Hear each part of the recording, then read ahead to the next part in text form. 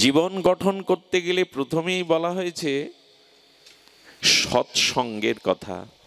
অসতমা সদ্গময়া। এই জন্মান্তরীণ আমার ভিতরে যে প্রবৃত্তি, ভোগবৃত্তি, কুসংস্কার, এটি একমাত্র সংশোধনের উপায় সৎসঙ্গ। কারণ সৎসঙ্গ ভক্তি বাহনা। আপনারা জানেন প্রত্যেক দেবদেবীর আমরা প্রতীকীভাবে একটি বাহন দেখি। যেমন বিষ্ণুর গরুর, মা ভবানীর সিংহ বা সিংহী, ভগবান শঙ্করের বৃষ, প্রত্যেক দেবদেবীর বাহন আছে। তো ভক্তি যদি দেবী হয় তার বাহন কি? ভক্তি যদি কোনো দেবী হন, ভক্তি তো দেবী, তো ভক্তি যদি দেবী হন সেই ভক্তির বাহনকে বলেন ভক্তি সৎসঙ্গ বাহনা। সাধু হৃদয়কে বহন করে ভক্তি ঘুরে বেড়ায়। সাধু হৃদয় হলো ভক্তি দেবীর বাহন। একটা জিনিস লক্ষ্য করবেন, সনাতন ধর্মে বহু মত পথ আছে। একবার মা একবার দাও। সনাতন ধর্মে বহু মত পথ আছে, প্রত্যেকটি মত পথই সত্য, কিন্তু প্রত্যেকটি মত পথে একটি জায়গায়, একটি বাণীতে, একটি ভাবনায়, একটি চিন্তনে, একটি মননে একাকার হয়ে গেছে। এখানে কোনো দ্বিমত নেই। প্রত্যেক সম্প্রদায়ই বলেছে সৎসঙ্গের কথা। সাধুসঙ্গ সাধুসঙ্গ সর্বশাস্ত্রে কয়। হিন্দু নয়, মুসলিম নয়, খ্রিস্টান নয়, ওরাখান্দি মতুয়া নয়, বৈষ্ণব নয়, চৈতন্য অনুসারী নয়, ইস্কন নয়, গৌড়ীয় মঠ নয়। পৃথিবীতে যত ধর্ম মত আছে, যত ধর্মগ্রন্থ আছে, যত আধ্যাত্মিক সাধুদের চেতনা আছে, এক বাক্যে মিলে গেছে একটি শব্দ। জীবন পরিবর্তনে, জীবন গঠনে, ভক্তি প্রাপ্তির একমাত্র কারণ সাধু সঙ্গ। কোনো বিকল্পই নেই, কোনো বিকল্প নেই। উদ্ধবকে গোবিন্দ বলছেন, খুব মন দিয়ে শুনুন। শ্রীমান উদ্ধবকে গোবিন্দ বলছেন, উদ্ধব, কেউ যদি আমার কাছে বলে হে গোবিন্দ, হে প্রাণনাথ, হে সুন্দর, হে পরমাত্মা, তুমি আমাকে প্রেম দাও। আচ্ছা, ভগবানের কাছে তো চাইতে পারি, ভক্তি দাও, প্রেম দাও। গোবিন্দ বললেন, ভিখারির কাছে ভিক্ষা চাইতে নেই। ভগবানের উত্তরটা হলো, ভিখারির কাছে ভিক্ষা চাইলে পাওয়া যায় না। তো দেখো ভক্তগণ, জগৎবাসীকে স্বয়ং অখণ্ড পরতত্ত্ব ভগবান বলছেন, আমি প্রেমের মহাজন না, আমি প্রেমের ভিখারি। প্রত্যেক শাস্ত্রে দেখবেন ভগবান বলছেন আমি প্রেমের মহাজন নই, ভগবান হলো প্রেমের ভিখারি। আপনারা এই কথাটি শুনিয়েছেন ইতিপূর্বে যে ভগবান প্রেমের বা ভক্তির ভিখারি। তো ভিখারির কাছে ভিক্ষা চাইলে দেবে কি করে? স্বয়ং ভগবান বলছেন আমি প্রেমের কাঙাল, আমি প্রেমের ভিখারি। গোবিন্দ তখন নির্দেশ দিচ্ছেন, যদি প্রেম পেতে চাও তবে প্রেম ও ধন বা প্রেমের যিনি মহাজন তার কাছে যাও। গোবিন্দ দেখিয়ে দিলেন ভক্তি আছে। আচ্ছা, যোগীর কাছে যোগ আছে, ভোগীর কাছে ভোগ আছে, রোগীর কাছে, বারবার রোগীর কাছে গেলে কি হবে আপনার? তো যোগীর কাছে যোগ আছে, যারা ভোগী, সংসারকে ভোগ করতে চায়, শব্দ স্পর্শ রূপরসগন্ধ, তাদের কাছে ভোগ আছে। যোগীর কাছে যোগ, ভোগীর কাছে ভোগ, রোগীর কাছে রোগ। ভগবান তদুপরি বললেন, তবে ভক্তের কাছেই ভক্তি, আমার কাছে নাই, আমার কাছে নাই। আচ্ছা, সরোবরে আর সূর্যকিরণে প্রস্ফুটিত কমল দলে পদ্ম মধু আছে, তার সুগন্ধ আছে, আছে না প্রস্ফুটিত পদ্মে? তো পদ্মের মধু বা পদ্মের সুগন্ধকে কেউ যদি পেতে চান, তাহলে পদ্মের কাছে গিয়ে বলুন, পদ্মে, হে পদ্ম, হে কমলিনী, তোমার মধ্যে পদ্ম মধু আছে, সুগন্ধ সৌরভ আছে, তুমি আমাকে দান করো। পদ্ম আপনাকে মধু দান করতে পারবেন। আচ্ছা, যদি বলেন তোমার মধ্যেই তো আছে, আমি নিগড়ে পাবো, শোষণ করে পাবো, পাওয়া যাবে কি? ওটা নিগড়ালে শোষণ করে পাওয়া যাবে? পদ্ম তখন বলছে, দেখো মধু আমার, আমার স্বরূপে সুগন্ধ মধু আছে, অমৃত মধু, কিন্তু তোমাকে পেতে গেলে মধুকর মৌমাছির কাছে যেতে হবে। ওরা আমাকে অক্ষত রেখে, আমাকে নষ্ট না করে, আমার সৌন্দর্যকে বিলীন না করে ওরা মধুটা সঞ্চয় করে রাখে। যদি মধু পেতে চাও আমার কাছে না, মধুকরের কাছে যাও। ভগবান শাস্ত্র তাই বলছেন, ভগবান বলছেন আমি ভিখারি, আমি কোথা থেকে প্রেম ভক্তি দেব? যিনি প্রেমের মহাজন তার কাছে যাও, ভক্তের কাছে যাও।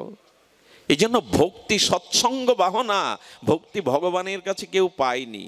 কয়েকটা দৃষ্টান্ত নিন। প্রহ্লাদের কাছ থেকে বলি ভক্তি পেল। প্রহ্লাদ কার কাছ থেকে ভক্তি পেল? কয়াদুর কাছ থেকে, মায়ের কাছ থেকে। কয়াদু কোথা থেকে পেল? বলো পাণ্ডবদের সেবা করেছিল বলে। বিভীষণ কার কাছ থেকে ভক্তি পেল? হনুমানজির কাছ থেকে। সুগ্রীব কার কাছ থেকে ভক্তি পেল? হনুমানজির কাছ থেকে। ধ্রুব কার কাছ থেকে ভক্তি পেল? দেবর্ষী নারদের কাছে। এমনি করে পৃথিবীতে কুবজা কার কাছ থেকে ভক্তি পেল? কুবজা পেল নারদজির কাছে। যে হস্তি, অর্থাৎ ভাগবতে যে আপনারা হস্তির কথা শুনেছেন, যিনি সুর দিয়ে আহ্বান করে বৈকুণ্ঠপতি নারায়ণ তাকে রক্ষা করেছিলেন, তো এই হস্তি যাকে মূর্খ বলা হয়, সে গোবিন্দ পেল কি করে? আপনাদের ভাগবতে উপাখ্যানে এটা পড়েছেন, জেনেছেন যারা, যে সেখানে গজেন্দ্র উপাখ্যান আছে না, হস্তি গোবিন্দকে পেল, নারায়ণকে পেল। তা হাতি কি করে পায় ভগবানকে? বলে পূর্বজন্মের উনি ইন্দ্রদুম্ন রাজা ছিলেন, উনি গুরুদেবের কৃপা পেয়েছিলেন, এই জন্য হাতি হয়ে ভক্তি পেল। ভক্তি কোথাও ভগবানের কাছ থেকে কেউ আজ পর্যন্ত পায়নি। তো যদি ভক্তি সৎসঙ্গ বাহনা হয়, যদি ভক্তি ভক্তই দান করবেন, আমরাও তো ভক্ত সঙ্গ করছি, আমরাও তো সাধু সঙ্গ করছি। আমাদের ভিতরে জন্মান্তরীণ অবিদ্যা, কুসংস্কার, ভোগ বাসনা কেন আজও গিয়ে ভক্তির উদয় হলো না? এই প্রশ্ন যদি আসে, তাহলে এখন প্রশ্ন হবে, প্রকৃত সৎসঙ্গ আমাদের হয়েছে তো?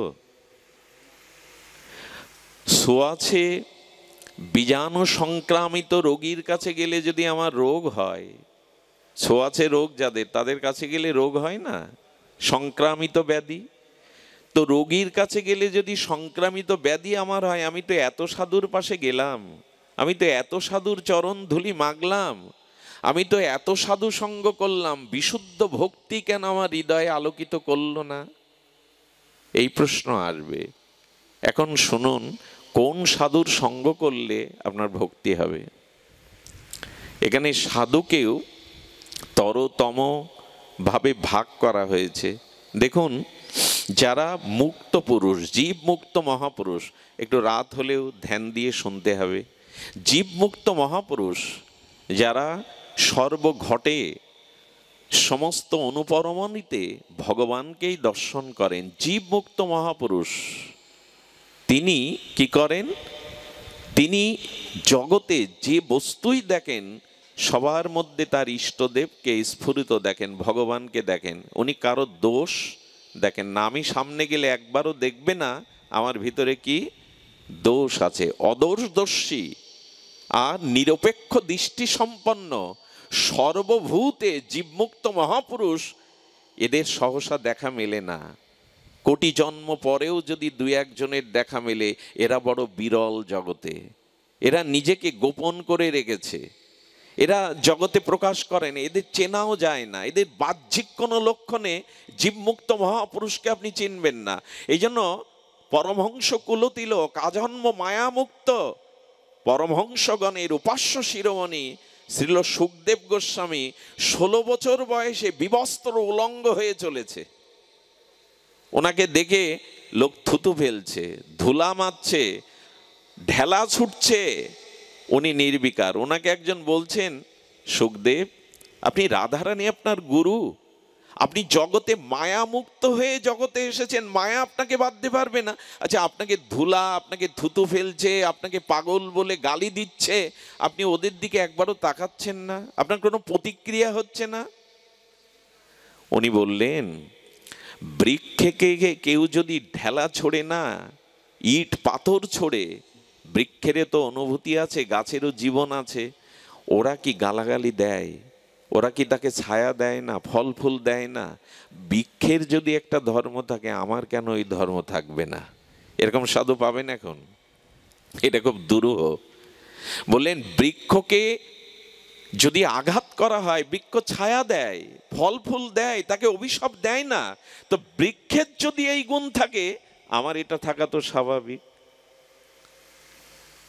এই জাতীয় উলঙ্গ দেখে সবাই পাগল ভাবছে। ছিল সুখদেব গোস্বামী, পরমহংস কুলতিলক, আজন্ম ব্রহ্মচারী মায়া মুক্ত, যাকে দর্শনেই প্রেম ভক্তি হয়।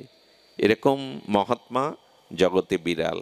আর এক শ্রেণী আছে, এদের আমরা পাবো না, পেলে তো হয়ে যেত। এরা হলো এই ঘরে বাল্বের মতো, সব সময় আলো দিচ্ছে, সব কানেই তার ভগবান, সব কানে কারো দোষ দেখবে না। এই জীবমুক্ত মহাপুরুষ জগতে খুব বিরল, এদের পাওয়া প্রায়শ যায় না। ভগবান পাওয়া সুলভ, এদের পাওয়া দুর্লভ, এদের পাওয়া খুব কষ্টকর। আর এক শ্রেণীর ভক্ত আছে, যাদের সঙ্গ করলেও সাত্ত্বিক ভাব আসতে পারে, কিছুক্ষণের জন্য মনের কামনা বাসনা চাপা থাকতে পারে, কিন্তু শুদ্ধ ভক্তি হবে না। এরা প্রাথমিক ভক্ত, দীক্ষা নিয়েছে, প্রসাদ ভোজন করে, এরা হরিনাম সংকীর্তন করে, এরা ভগবানকে প্রিয় জ্ঞান করে, আর জীবের সাথে বন্ধুত্ব সুলভ আচরণ করে। জীবকে হিংসা করে না, বন্ধুত্ব সুলভ মিত্র জ্ঞান করে। ঈশ্বরকে ঈশ্বর জ্ঞান করে, জীবকে মিত্র জ্ঞান করে, আর পাপীকে এরা এড়িয়ে চলে। আচ্ছা, এদের সঙ্গ করলে হবে না? বললেন না। এদের কি, এরা কেমন জানেন? এরা প্রাথমিক ভক্তি স্তরে এদের ভক্তিটা প্রদীপের মতো। প্রদীপ আপনি যদি আঁচলে লুকিয়ে রাখেন, কোন ফাঁকে বাতাস এসে আর আঁচলটা উড়িয়ে নিয়ে যাবে, প্রদীপটা নিভে যাবে। এদের সঙ্গ করলে সাত্ত্বিক ভাব আসে। এখন আপনাদের মন মস্তিষ্কে একটা সাত্ত্বিক গুণ প্রকাশ হচ্ছে। এখন কারো মধ্যে কোনো কামের চিন্তা, বাসনার চিন্তা, সংসারের আবিলতা এগুলি আসছে না। এগুলো প্রাথমিক ভক্তের সঙ্গ করলে সাত্ত্বিকতা আসে, কিন্তু সাত্ত্বিকতা আসাটা ভক্তি নয়। এটা এখান থেকে চলে গেলে আবার এই সাত্ত্বিক ভাবটা আবার রজগুণে আক্রান্ত হবে, আবার তমগুণে আক্রান্ত হবে। তবে কোন ভক্তের সঙ্গ করলে ভক্তি সঞ্চারিত হয়? খুব মার্মিক কথা, নিদ্রা আসতে পারে, একটু কষ্ট করে শুনুন তো। কোন ভক্তের সঙ্গ করলে এটা আসতে পারে? দেখুন, যে ভক্তের সঙ্গ, যে ভক্তের স্পর্শ, যে ভক্তের দর্শন মাত্র আপনার ভিতরে ভক্তি সঞ্চারিত হবে, এ জাতীয় ভক্তকে বলা হয় ইনি একেবারে জীবমুক্তও নন, আবার প্রাথমিক স্তরের সাধুও নন। যিনি ভজন করতে করতে জন্মান্তরীণ অবিদ্যা কুসংস্কারকে পরিত্যাগ করে শুদ্ধ কোমল হৃদয়ে সর্বদা নিত্য নিরন্তর ভগবানের ভাবনায়, জগতের কল্যাণে, জগৎ জীবের হিতার্থে যিনি প্রতিটি নিঃশ্বাস প্রশ্বাস ক্রিয়া প্রতিক্রিয়া যার সম্পন্ন হয়, সর্বদা হৃদয়ে ভগবান যার বিরাজিত, যিনি সর্বজীবের হিত কামনার জন্য প্রতিটি ক্রিয়া প্রতিক্রিয়া নিঃশ্বাস ফেলেন, যার প্রতিটি পদক্ষেপ জীবের কল্যাণবাহী, এই জাতীয় মধ্যম শ্রেণীর আর ভজনানন্দী নির্মল শুদ্ধ সাধু, এদের সঙ্গ করলেই আপনার ভিতরে ভক্তি সঞ্চারিত হবে। সেটা সাত্ত্বিক নয়, সেটা হলো ত্রিগুণ অতীত বিশুদ্ধ ভগবানের অন্তরঙ্গা শক্তি, যেটাকে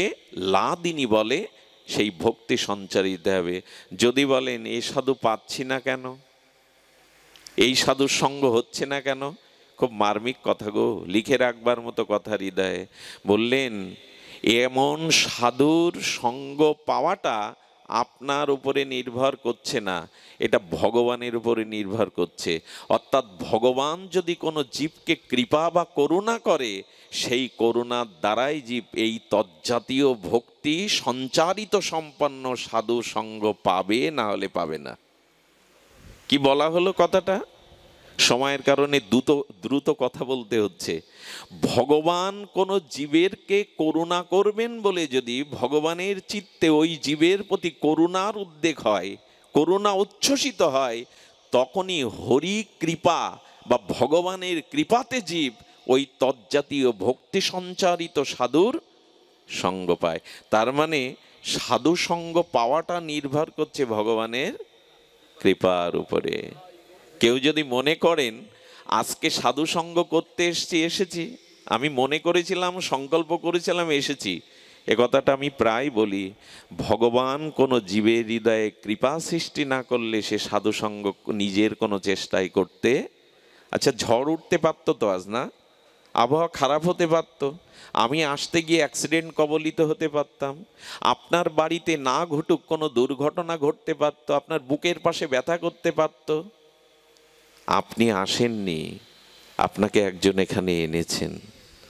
অনেক পাশের বাড়ির লোক আসতে পারেনি, জানেন? অনেক পাশের বাড়ির লোক এখানে আসতে পারেনি। তার মানে ভগবান কারো প্রতি যখন কৃপা করেন, সেই সঞ্চারিত কৃপা করুণার কারণে সেই জীব ওই জাতীয় সাধু সঙ্গ পায়। এখন এ কথা আরো জিলিপির প্যাচ এড়িয়ে গেল, ধ্যান দিন, কথাগুলি শুনুন। জিলিপির প্যাচ এড়িয়ে গেল, অনেক দূরে চলে গেল কথাটা। আচ্ছা, তারপরে এইবার প্রশ্ন আসছে, তাহলে ভগবান বেছে বেছে কাউকে কৃপা করেন আর সেই কৃপার দ্বারা জীব সাধু সঙ্গ পায়, তাহলে ভগবানের নিরপেক্ষতা থাকলো? আচ্ছা, সূর্য যখন আলো দেয় কাউকে কম বেশি করে দেয় কি? অপবিত্র স্থানে আর পবিত্র স্থানে কম বেশি করে দেয় কি? তা সূর্য যদি নিরপেক্ষ হয়, তা ভগবান কাউকে কাউকে কৃপা করবে, কাউকে করবে না, এটা তো ভগবানের ধর্মে, ভগবানের চরিত্রে থাকা উচিত নয়। এখন কেউ যদি, যারা আসতে পারেনি কাল, যদি তারা প্রশ্ন করে, এখন ভগবানের কৃপা এক পেশে হয়ে গেছে, তোমরা কাল গিয়েছিলে, তোমাদের করেছে, আমাদের করেনি, কি উত্তরের? ভগবান কি এরকম অনিরপেক্ষ? ভগবানের দৃষ্টিতে সকলেই সমান। তিনি একটা মলমূত্রের কীটের মধ্যেও